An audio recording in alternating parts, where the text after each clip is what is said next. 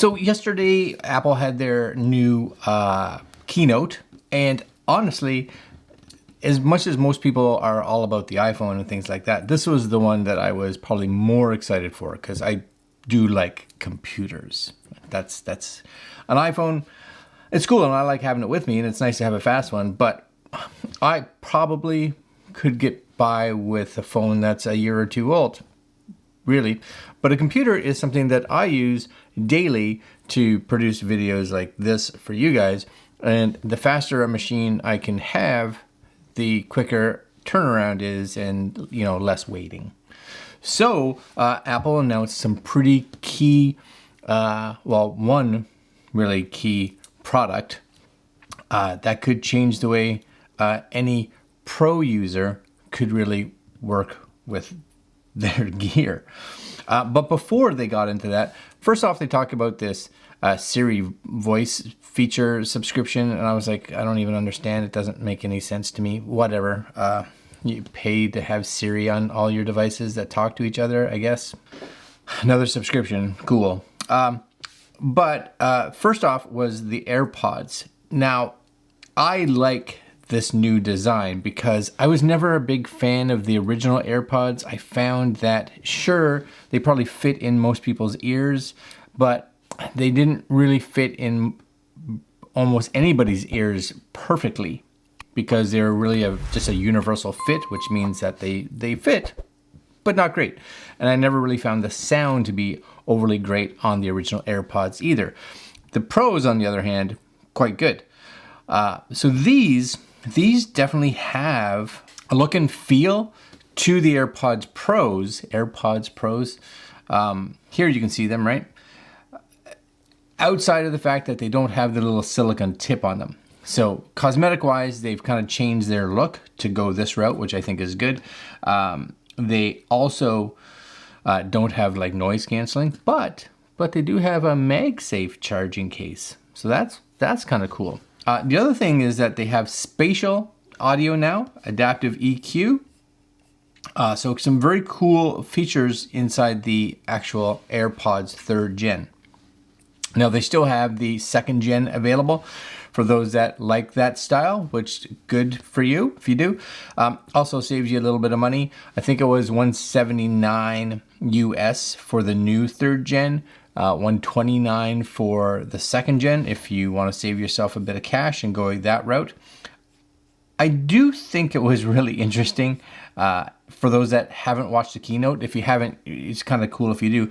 They kind of brought back the whole, way back in the day with the AirPods, that whole silhouette type look with a color where it was that big, pink background with a black silhouette and blue background with a black silhouette of somebody dancing around with the AirPods.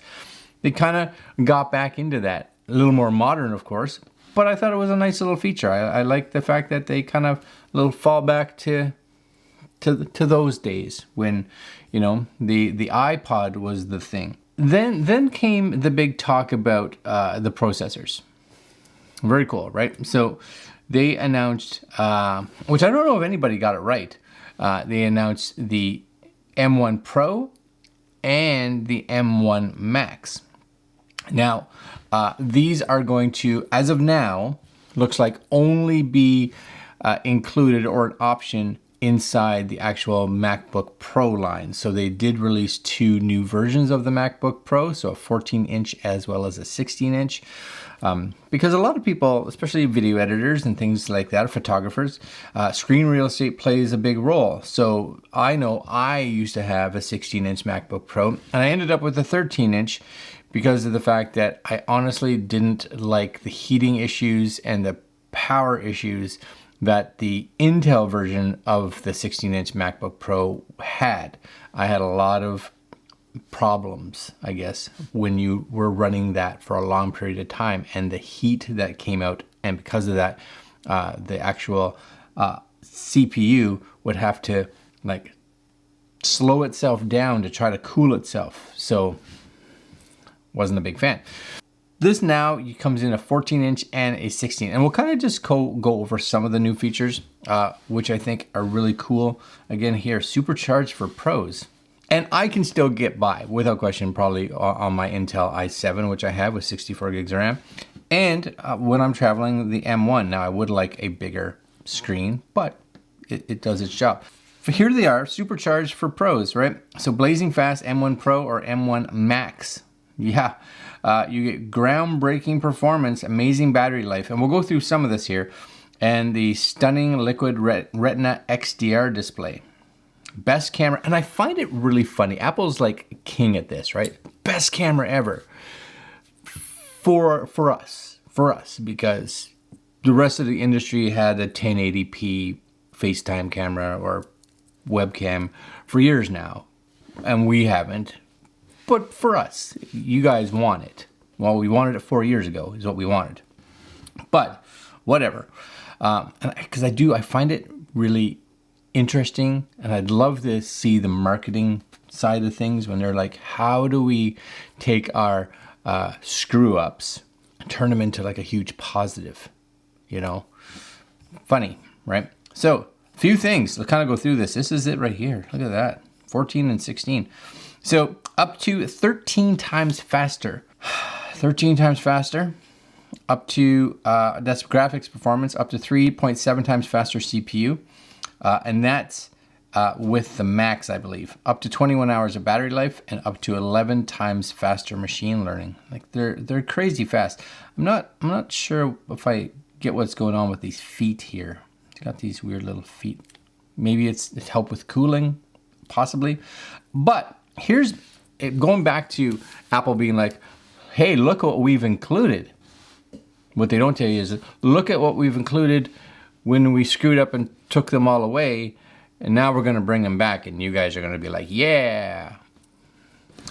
So number one, MagSafe. I don't know why they got rid of MagSafe ever. MagSafe was like the best thing in the world on MacBooks because, you know, people trip on cables all the time, and this allows it to pop off. Who doesn't love MagSafe? It's back, finally. Excellent. 2015, I think the MacBook Pro was the last one to have MagSafe. So 6 years later, we get it back. But power-wise, you got to watch too, because I believe depending on if you have like the 14-inch Pro or the Max, will depend on the wattage. I can't even remember what the wattage is. I think it's like 65 and 85, depending on if you got the Max or the Pro. When you go into the 16-inch, they give you like 140, I think it is. So that's kind of cool. You get 3 USB-C Thunderbolt 4 ports, which is great. So they end up giving you one extra one on the right-hand side of the laptop, and an HDMI.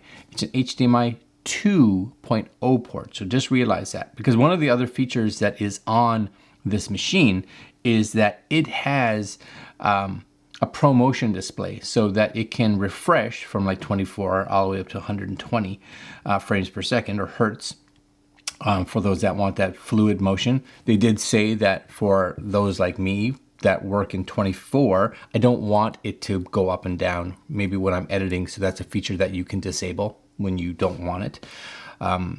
But when you use the HDMI out, it won't output to 4K 120 hertz. So, because it requires HDMI 2.1, only 2. Is that a big deal? Probably not for most, but if you're expecting that, you're not getting it. So, it is what it is. And then you get a new headphone jack, which supposedly has increased and better like uncompressed audio, high fidelity, low latency for video people, especially, and audio people that are running like Pro Tools or Logic or whatever, need that highest level of quality. You know, you're plugged in, you're running plugged in headphones, so you want the best that you can get. Supposedly that's it. Now they talked about, you know, now you don't need a dongle. Well, you still kind of need a dongle if you need USB, like USB-A. I kind of wish, it's just kind of that's kind of too bad, that maybe this USB-C, they gave you a USB-A there. Would have been maybe, I don't know. Maybe I'm just like, you wouldn't want it. But SD card for me, I use SD cards all the time, so that would be fantastic. Pro to the Max. So here we go. And this is what I find kind of funny. It talks about here, scary fast, up to 10 core GPU, up to, right, 16 core. I like the fact that they're like up to, because they didn't talk about this up to during the keynote, because the starting point for it, price-wise, which is what they kind of talked about, hey, it starts at like $2,000. Well, the $2,000 is for an 8 core, right? And up to 16 core GPU, but it starts at a 14 core. So if you actually wanted to spend only $19.99, you get an 8 core CPU and a 14 core GPU. Still good. And again, up to 32 gigs of memory and 200 gigabits. Scary Faster is the one that I would be like, yeah, that's the one. That's the one. 10 core CPU, up to 32 cores. Again, you can get these to save yourself money. They start at, I believe, a 24 core for the GPU. You only get a 10 core. I think it starts at 32 gigs, can go up to 64. But all the way up to 8 terabytes solid state. And they were talking about like ridiculous speeds out of these solid states, like 7 point something gigabytes.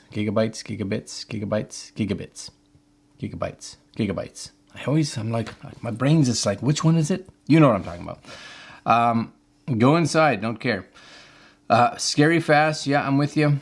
So here we go. Here's all your specs: 16 core, 32 gigs, support for 2 external displays, and I believe this is on the Pro.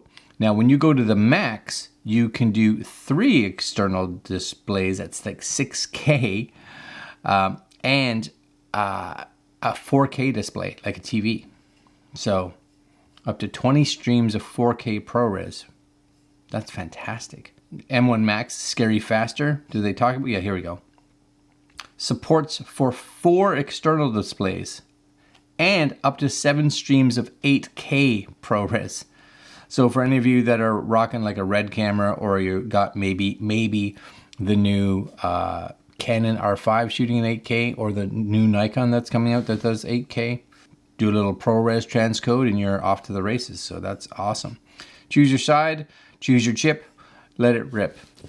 Oh, that's unfortunate a little bit.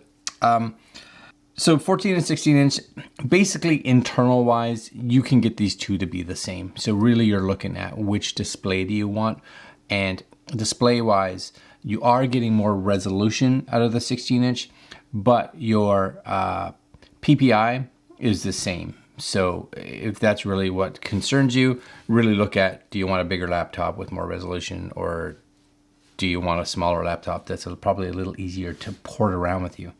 So here's a bunch of your specs, even with like Affinity Photo, GPU performance. Look at that, like so fast. Now the one thing I did like about it, and they probably learned a little bit in their keynote, they've really had they kind of got nailed a lot in regards to them being like, so you're saying you're this much faster than a PC, but you don't tell us which PC. They told us like what PC and what hardware they were kind of going against in these charts, which was fantastic. And this machine, I think, is going to be really, really good in regards to that. Here's your like time: 17 hours of video playback, 11 hours of web browsing, 21 hours on the 16 inch, 14. You know, there it is, 7.4 gigabytes. Gigabytes. One day I'll get it right. Feast your eyes. There's a new display, Liquid Retina Pro Motion, again, only internally, which makes sense because the display has to support it. And there's your brightness. 1000 nits sustained, which is great. 1600 peak. 10,000 mini LEDs. Look at the contrast ratio. These are going to be just ridiculously powerful machines. And look at that, heads up, camera's 1080p. Wow, that's what you want. That's what you want. Well, again, you do want it, I get it. And I have to say, you know, Apple's, even their 720 that was on like this machine that I'm running right here, it actually does fairly good. So my thought is their 1080 is going to be quite good. So as much as I slam them a bit for being like, oh look, you're late to the game, let's admit it. it probably will be really good. 2 times better low light performance. Again, it's like their microphone system is going to be really good. Their speakers are going to be better than they were before. As you can see here, 6 speaker sound system, 3 studio quality mics, 60% lower noise floor. Like, these are all good things if you're using just this machine, even for just day-to-day use, because you have it, right? And spatial audio, so all kinds of stuff. More plugged in. Again, they're talking about all the ports, which is a big perk. Again, these are things that should never have been taken off of this machine, but it is. And last but not least, I think this is the last but not least, they got rid of the touch bar, and went back to the actual function keys. So for a lot of us that like that tactile feel, you got it. All right, guys, am I getting one of these? I'd like to, I'd love to, but I'm not, because it's ridiculously expensive. For me to get the machine that I want, I'm probably looking at over $4,000. So no. If you're getting it, let me know down in the comments below, because I'd love to pick your brain after you get it. All right, my friends, that's it for this video. Like, comment, share, subscribe, hit the little notification bell, and we'll see you guys later. Anybody buying this? Are you buying it? You? I'm talking to you.